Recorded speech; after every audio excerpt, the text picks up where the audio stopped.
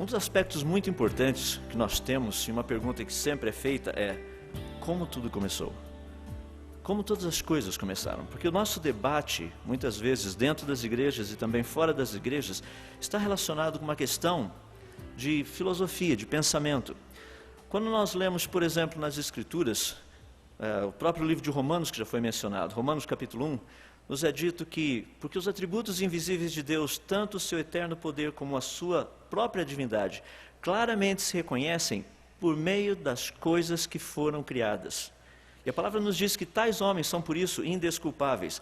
Mas essa expressão, coisas que foram criadas, no grego, é uma expressão muito interessante. É a palavra poema, da onde nós tiramos a ideia, a palavra poema. Eu quero dizer para vocês que, dentro de um contexto de estudo, a pergunta principal é: será que os cientistas conseguem ler o poema? E a outra, será que eles sabem quem é o autor? A ciência tem condição disso. Porque nós temos duas cosmovisões muito importantes. Uma é a cosmovisão naturalista. Ela trata de uma geração espontânea, tanto da vida, quanto do universo, quanto de todas as coisas. A outra é uma visão criacionista, que trata de uma criação sobrenatural. Uma trata de um evento sobrenatural, que é o naturalismo. O criacionismo trata de um ato sobrenatural. E as duas possuem, literalmente, evidências. Estão baseadas em evidências. A proposta naturalista conta uma história de bilhões de anos. Como a vida teria iniciado, chegado até aqui, como o universo teria começado, chegado até aqui. A evolução do ser humano, que na verdade nós viemos de antepassados que também foram os antepassados dos macacos, chimpanzés, gorilas e orangotangos. Essa visão não é uma visão nova, a visão naturalista. Ela é uma visão que já foi discutida pelos gregos há cerca de 500 anos antes de Cristo. Portanto, nós não estamos tratando de uma ciência nova. A mentalidade dessa ciência tem mais de 2.500 anos. Por outro lado, nós temos a visão, que é a cosmovisão criacionista. Ela trata de uma criação da vida, de uma criação do universo.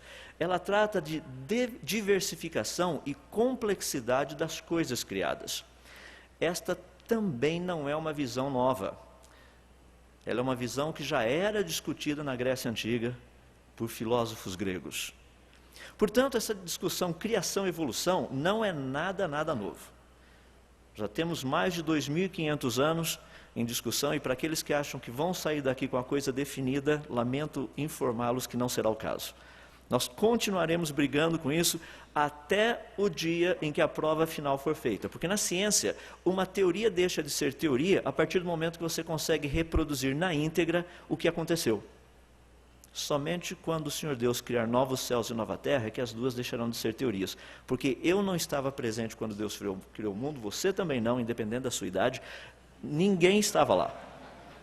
Então nós sabemos que é ou são teorias.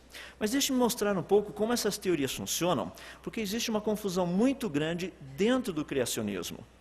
Eu tenho falado muito isso nas igrejas, tenho procurado esclarecer que muitas vezes a nossa briga, por exemplo, ensinamos os nossos alunos, os nossos filhos, lá na escola, quando o professor de biologia falar que o homem evoluiu, dizer que não, ele está errado, porque Deus disse, Deus criou o homem. Eu creio nisso, mas isso é fé, é a nossa fé.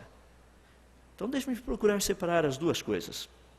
Quando nós pensamos no naturalismo, dentro da evolução, de proposta de uma teoria da evolução, o evolucionismo é a teoria base. Diz que todas as coisas evoluíram. A pergunta é como elas teriam evoluído? Darwin é que dá a resposta. Portanto, a evolução aconteceu através de uma seleção natural. Foi a proposta de Darwin. Mas Darwin não conseguiu explicar tudo. Daí surgiu o neodarwinismo para explicar aquilo que Darwin tinha tentado explicar e não tinha conseguido. Mas o neodarwinismo, com as suas mutações, também não conseguiu explicar tudo. Daí surgiu o que é conhecido como teoria sintética, que explica aquilo que o darwinismo não tinha explicado. Mas a teoria sintética também não explica tudo. Então é muito importante entendermos o processo. Então essa é a ideia. Quando nós tratamos do criacionismo, o que as pessoas pensam? Qual é a base do criacionismo? Muitas pessoas dizem, é a Bíblia. A Bíblia é a base do criacionismo religioso. A base do criacionismo científico é o design inteligente. A pergunta é: o que ocorreu? Tem sinais de inteligência em todos os locais, em todas as áreas. Como que esses sinais de inteligência apareceram? Nós vamos ver alguns deles daqui a pouco. Como que eles apareceram? O criacionismo responde: eles existem porque houve uma criação. Mas o criacionismo, de forma geral, não trata nada a respeito se foi criado por um criador, por dois, por três. Ele não se preocupa com a questão do criador. As pessoas falam: mas isso não faz sentido. Faz. Eu, por exemplo, eu posso pegar o meu relógio, eu sei que o meu relógio foi feito no Japão, está marcado atrás dele. Eu posso estudar essa máquina, entender como ela funciona, sem jamais ter a menor ideia de quem o fez. Talvez eu não saiba o nome, talvez não, eu não sei o nome dos engenheiros que trabalharam produzindo esse relógio. Mas eu sei que ele é uma criação. Eu sei que ele não evoluiu no monte sei lá o quê, ou que ele não apareceu numa praia sei lá onde. Ele foi criado. Existem sinais de evidência. O que explica a questão do criacionismo é a teoria da criação especial. A criação especial diz: existe uma criação porque existe um Criador. Isso é resultado de um ato criador. Quem é o Criador? Essa resposta só pode ser dada não pela ciência, mas pela religião. Daí aparecem os criacionismos religiosos. Dentro do criacionismo cristão, judeu-cristão, nós temos o Deus da Bíblia. Se você conversar com um muçulmano, para ele o Deus que nós cremos não foi o Deus que criou todas as coisas. E assim por diante. Pois bem, são duas cosmovisões. E o importante entendermos é o seguinte: aceitar que existe um Criador é científico. Aceitar quem é o Criador, essa é uma questão de religião. Você não pode forçar o seu professor de biologia a aceitar que o Deus da Bíblia foi quem criou todas as coisas.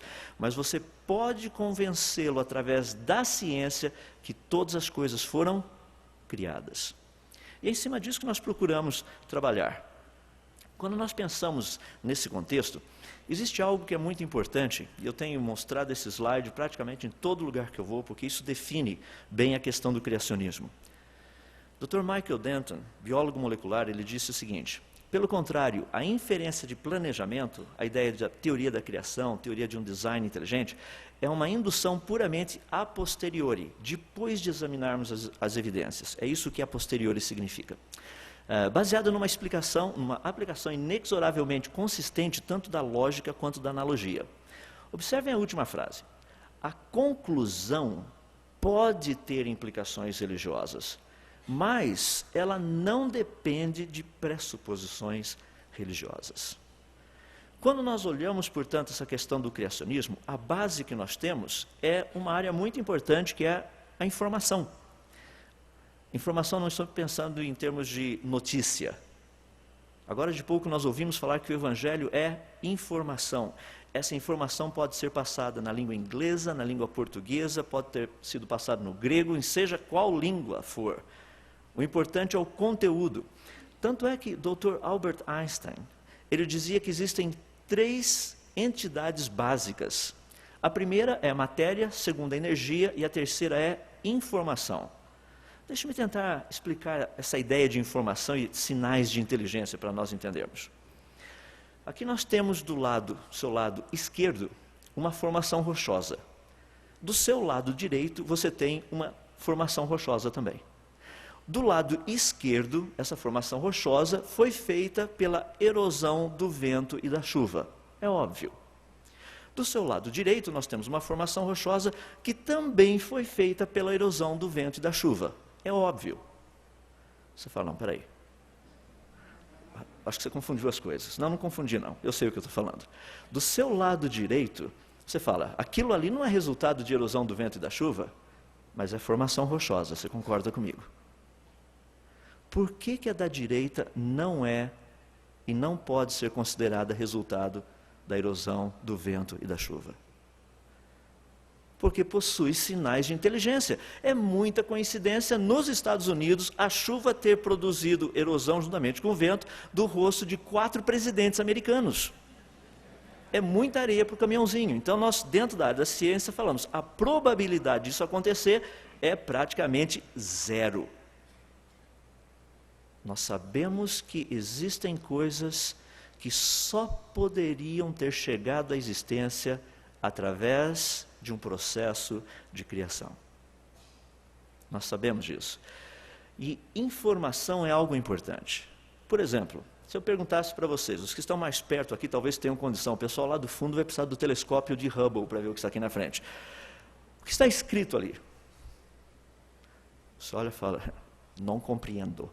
Então vejamos um pouquinho. Porque informação, ela trabalha com símbolos. O símbolo não é importante, a informação é importante. Se você olhar para aquele símbolo, você fala, eu não tenho a menor ideia do que está escrito ali. Mas se eu puder relacionar os símbolos que você desconhece com os símbolos que você conhece, você consegue fazer a junção dos dois e entender o que está escrito. Aquela frase de cima está escrito o seguinte, no princípio criou Deus os céus e a terra. Só que eu usei símbolos que você não conhece. Mas a mensagem é a mesma. Não se perdeu a mensagem. A informação estava ali. Daí a pergunta que eu faria para vocês é a seguinte, será que a enciclopédia britânica seria uma combinação aleatória das letras do alfabeto da língua portuguesa? Uma grande explosão numa tipografia teria produzido uma enciclopédia britânica. Você fala, não, isso é impossível, porque a informação que está na enciclopédia britânica, ela é codificada, isso é resultado de coisa do intelecto, de mente, de raciocínio. Isso não é resultado de forças naturais. Minha pergunta, e o código genético? Você, em cada uma das suas células, tem 3 bilhões 146 milhões de letrinhas genéticas perfeitamente organizadas na ordem certa. Eu fico impressionado porque os evolucionistas dizem que isso tem aparência de design. Aparência de um design intencional, mas não foi intencional. Francis Crick, o descobridor da helicoidal do DNA, disse isso. Os biólogos devem constantemente ter em mente que o que eles veem não tem design intencional, mas evoluiu. Richard Dawkins, grande zoólogo britânico, muito conhecido, diz que a biologia é o estudo de coisas complexas que dão a impressão de ter um design intencional. Eu quero dizer para os irmãos que a vida está organizada de tal forma que ela aparenta ter evoluído, mas é só aparência. O real é o design intencional. Eu fico impressionado porque eu ouvi certa vez alguém dizer que Deus deixou provas claras para aqueles que o buscam e obscuras para aqueles que o rejeitam. Não tenham dúvida. Só para pensarmos, portanto, nessa beleza da origem da vida, em toda essa complexidade, as coisas feitas, pensem na base que nós temos que trabalhar dentro da ciência. Qual seria a origem da vida? Nós precisamos ter uma lei que nos ajude a pesquisar, porque nós não podemos trabalhar apenas com teorias. Lei da biogênese, a lei básica, vita ex vita, vida provém de vida. Esse é um fato observado. Como que a primeira vida teria surgido?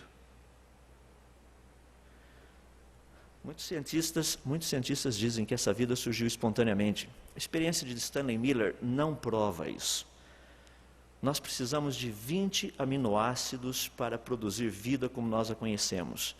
E a experiência de Miller, produzida e reproduzida até hoje, dos 20, só produziu 13. Nunca foi evidência de que vida teria surgido espontaneamente. Porque o ciclo da vida é algo complexo. Por exemplo, dentro de você é um portador de cerca de aproximadamente 60, 70 trilhões de células. Em cada uma das suas células, você tem um sistema como esse. DNA gerenciando RNA. RNA produzindo proteína. Proteína produzida fazendo DNA. DNA gerenciando RNA. RNA produzindo proteína. Proteína fazendo DNA. É um ciclo.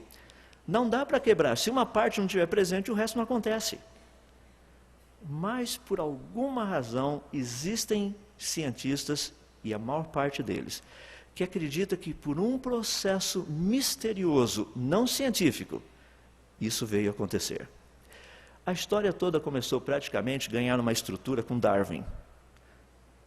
Eu sei agora o porquê que ele achou que o homem veio do macaco. Eu consegui achar essa foto na internet e realmente eu fiquei impressionado. Eu acho que ele se olhava no espelho todos os dias. Mas a questão que nós temos, que é muito importante, as bases do darwinismo, desse pensamento de Darwin, eu não tenho como mencionar todas, vou mencionar apenas algumas. Ele tratava da biogeografia, ou seja, posicionamento de plantas e animais no nosso planeta, paleontologia, os fósseis, embriologia, o estudo dos embriões, e morfologia, o estudo da fisionomia, do aspecto físico. Darwin fez uma proposta muito interessante, juntamente com um outro homem chamado Haeckel. Ele dizia o seguinte, que a ontogênese seria a recapitulação curta e rápida da filogênese. Você fala, não entendi nada. Ontogênese significa a evolução de um embrião, o desenvolvimento desse embrião. E filogenia, é o estudo do desenvolvimento de uma espécie. Então, o que Darwin disse é o seguinte, o embrião, à medida que ele se desenvolve, ele vai contar a história de como aquela espécie teria evoluído através do tempo. E o trabalho dele foi baseado praticamente nos desenhos e fotos tirados por Ernest Haeckel. Haeckel fez um trabalho muito interessante, vocês podem ver do lado, no canto superior, esses são os desenhos. Então existe uma similaridade muito grande dos embriões quando eles eram pouco desenvolvidos, logo no comecinho. Isso é o que eles pensavam. Olha na foto de baixo o que é na verdade. Só que, infelizmente, a foto de baixo não aparece no livro de ciência. Por incrível que se pareça, é a de cima. Além de desatualizada, Haeckel, nos anos de 1908 e 1909, ele escreveu alguns artigos em jornais alemães, confessando que ele havia criado algumas das imagens porque elas não existiam. A diferença era muito grande. De onde vem a vida? Vem de um código perfeitamente produzido, perfeitamente estruturado, numa pequena molécula. Se eu pegar o DNA que está dentro de uma das suas células apenas, e colocar todos os pedacinhos juntos, um em cima do outro, eu teria uma linha fininha de aproximadamente 2,10 metros de altura. A espessura dessa linha, 2 nanômetros. Pegue 1 milímetro, divida por 1000, pegue um pedacinho. Esse pedacinho divida por mais 1000 e pegue 2 pedacinhos, isso são 2 nanômetros. Ali está toda a informação de fazer você. Dá para imaginar? Tudo. Agora, o que me impressiona nisso é que quando nós olhamos essa estrutura, as pessoas dizem, isso aconteceu aleatoriamente. Olha o exemplo das duas frases. O mesmo número de letras. Por que uma tem sentido e a outra não? O DNA passa informação o tempo todo. Informação é codificada, decodificada, codificada, decodificada. Não é aleatório. A frase de cima, como tudo começou. A frase de baixo tem as mesmas letras.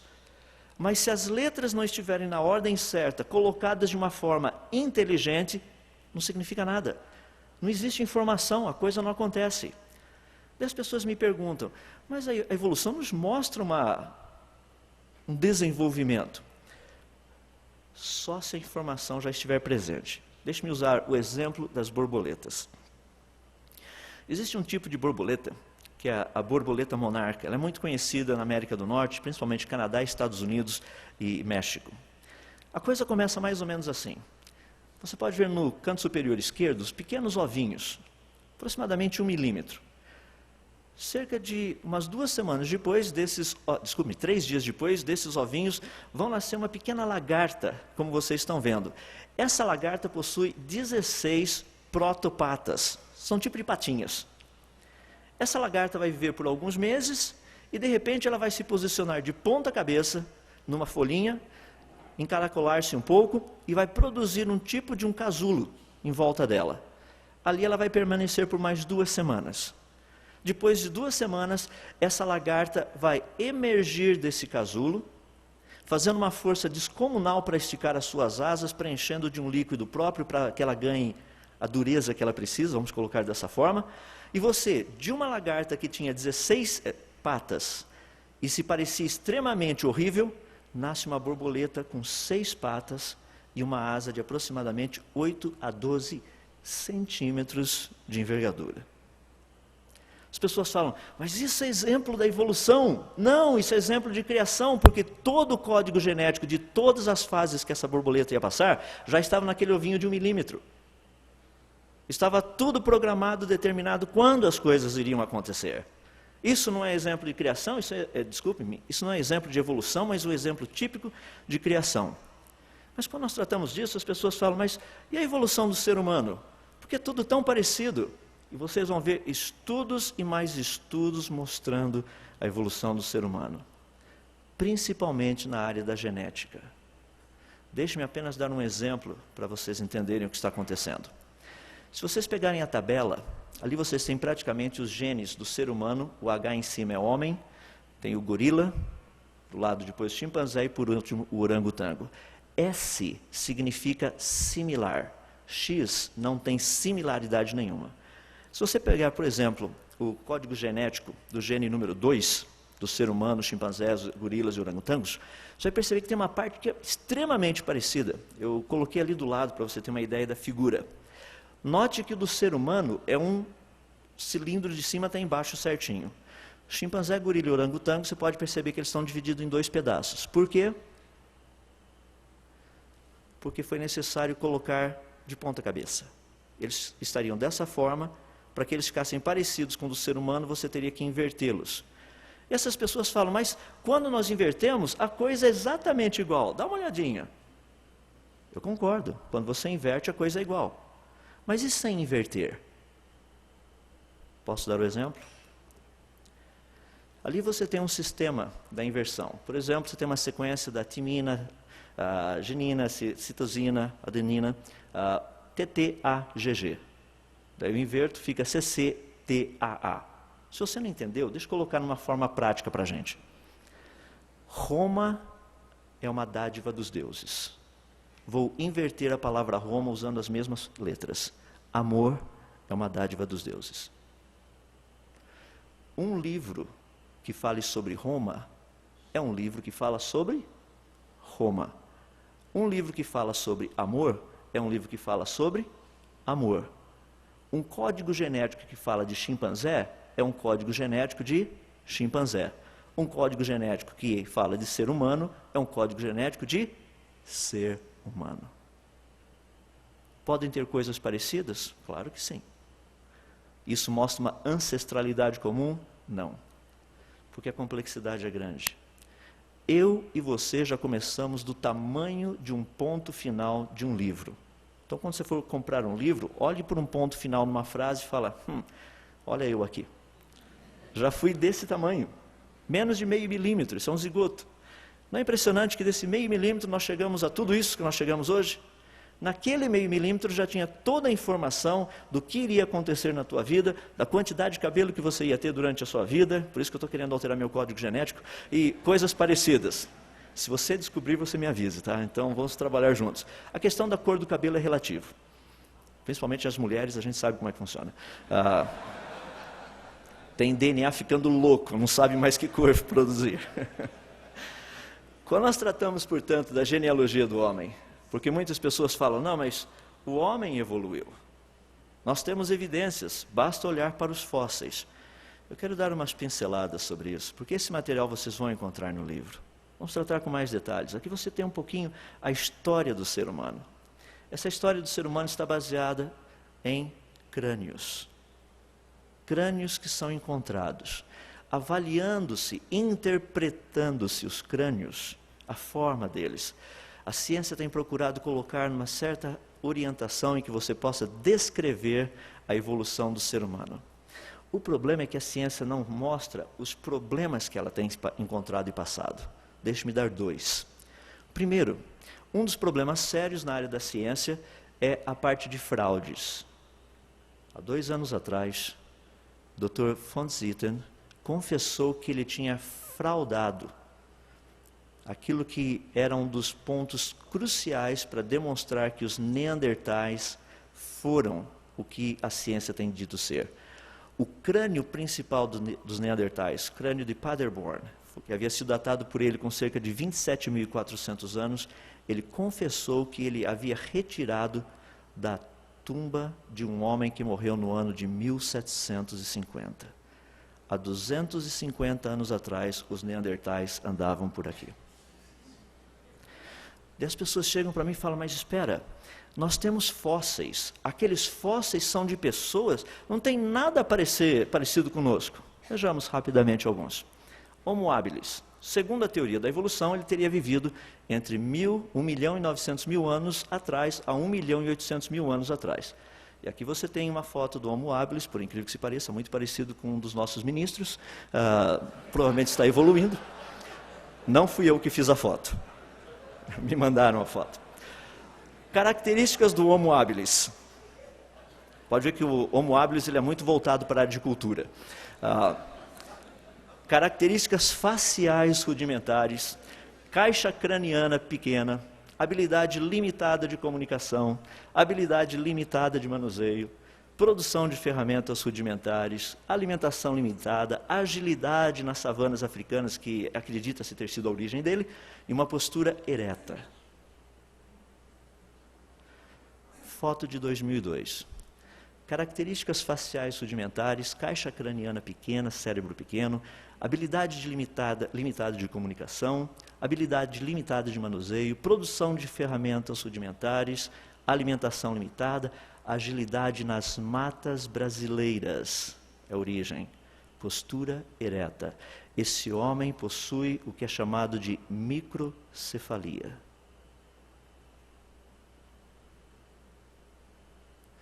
Muita gente está confundindo coisa por aí. Interpretação errada. Se você quiser conhecer o Homo habilis em pleno século XXI, que tem SIC, RG e recebe aposentadoria do nosso governo. O irmão dele, que era exatamente como eu e você, já é falecido. A cunhada toma conta dele. Esse é o Homo habilis em pleno século XXI. Pergunta. Evoluiu?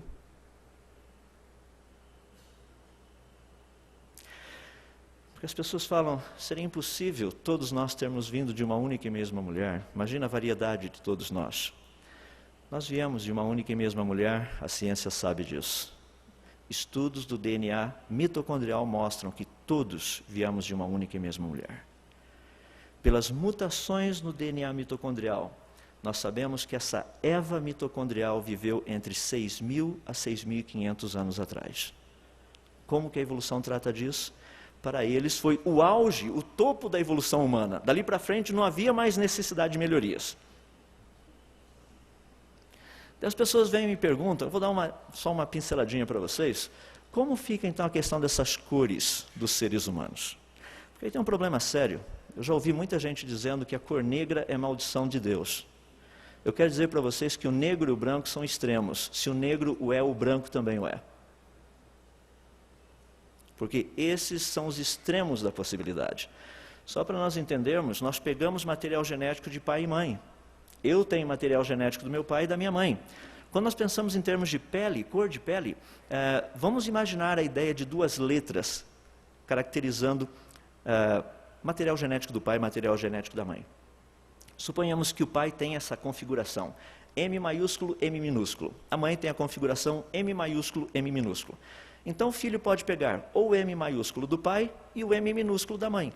Ou o filho pode pegar o M maiúsculo do pai e o M maiúsculo da mãe.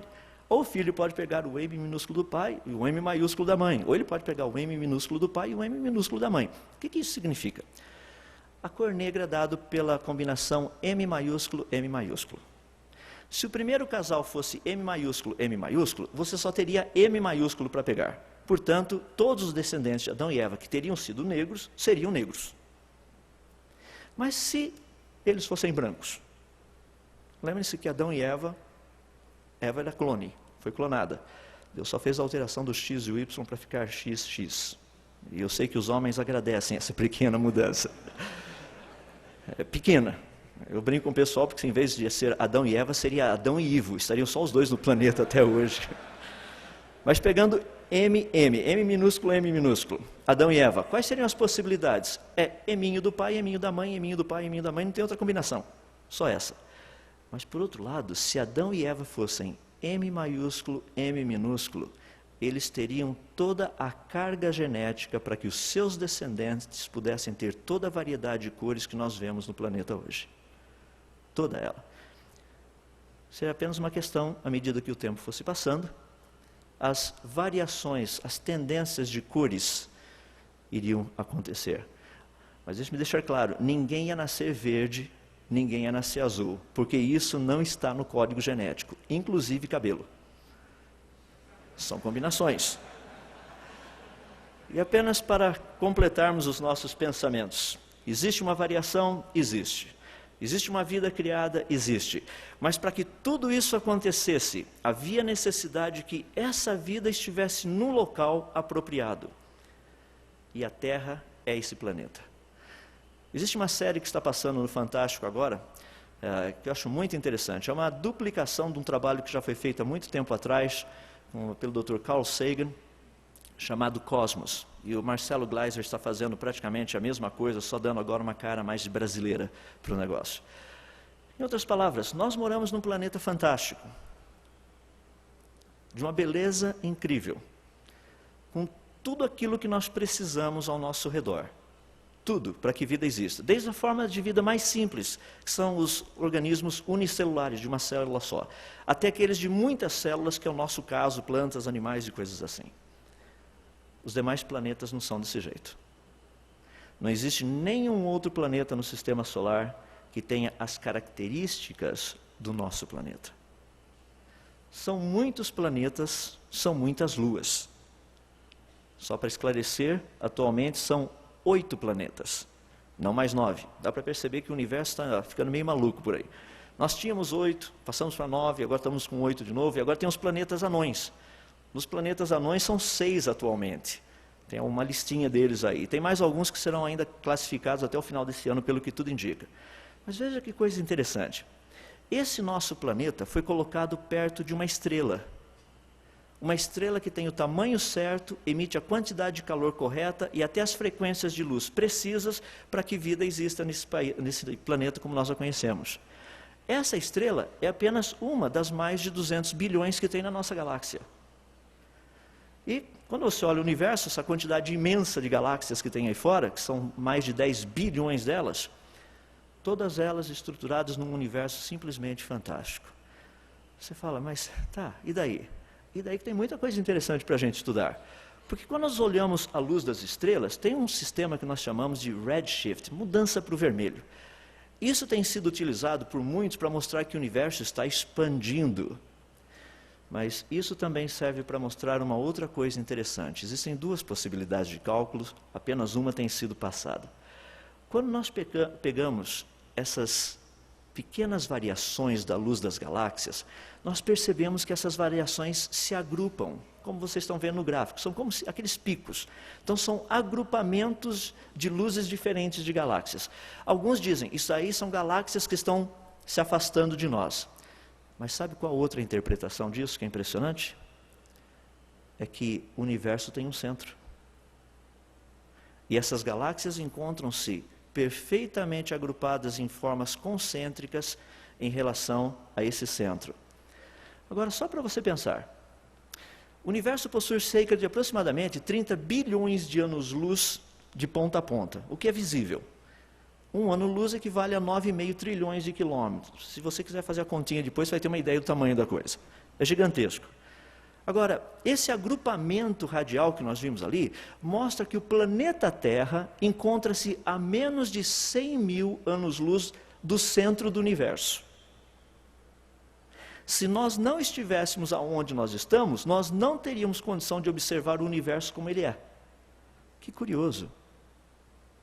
Um planeta com vida inteligente, com gente inteligente para estudar esse universo, e colocados na posição ideal para poder observá-lo. Você já assistiu um jogo de futebol atrás de um gol? É horrível. Não gaste seu ingresso ali. Vá para ficar no meio, para você poder ver a coisa, de preferência no meio e em cima, para ter uma visão ampla, completa. Essa é a posição que nós nos encontramos em relação ao universo. Deus não nos colocou atrás do gol. Qual a probabilidade disso ter acontecido de uma maneira aleatória? É de 1 em 1 quatrilhão. Fomos colocados aqui com um plano. Para quê? Porque esse é um local ideal para a vida desenvolver. Nós vemos em todas as áreas, em todas as formas. Vida, uma grande beleza, uma grande riqueza em alta complexidade. Fico impressionado de ver, desde formas muito simples, com uma única célula, vida que anda por aí, vida que nada por aí, e vida que voa por aí. E vida que pensa. A ciência não tem como nos dizer aquilo que é o mais importante de tudo isso que nós vimos até aqui. Isso só se encontra nas Escrituras, que é, no princípio era o Verbo, e o Verbo estava com Deus, e o Verbo era Deus. Ele estava no princípio com Deus. Todas as coisas foram feitas por intermédio dele. E sem ele, seja evolução, seja o que for, nada do que foi feito se fez. Quem é o autor? O próprio Senhor Jesus. Ele é o autor de todas as coisas. Enquanto nós não motivarmos nossos filhos, nossos jovens, para se tornarem grandes cientistas, para descobrirem essas verdades, para entenderem que o Criador de todas as coisas, ao compararmos o que a ciência nos diz, aquilo que a Bíblia nos fala, há de se chegar a uma conclusão de que os dois são a mesma pessoa. Não há a menor sombra de dúvidas com respeito a isso. Vamos orar. Somos tão gratos a Ti, Senhor, por tudo aquilo que o Senhor faz por nós. Porque o Senhor é o Deus que nos conta como tudo começou, e o Senhor também é o Deus que nos conta como tudo vai terminar. Nós somos gratos porque no Senhor nós podemos ter segurança e firmeza com respeito aos fatos do passado, e podemos ter esperança e alegria com respeito aos fatos do futuro também. Porque o Senhor é quem controla todas as coisas. Nós queremos Te bendizer e Te adorar. Dizer como aquilo que foi dito no livro de Apocalipse, que o Senhor é digno de receber toda a honra, toda a glória, todo o louvor, toda a adoração. Sim, porque todas as coisas foram criadas por Ti, e por causa da Tua vontade, elas existem e foram criadas. Nós só podemos adorar ao Senhor quando contemplamos a beleza da Tua pessoa, a grandeza do Teu poder, a forma impressionante como o Senhor trouxe todas as coisas à existência, com grande sabedoria, como diz o livro de Salmos. Nós Te adoramos e Te bendizemos por isso. Humildemente o fazemos, em nome do Senhor Jesus. Amém.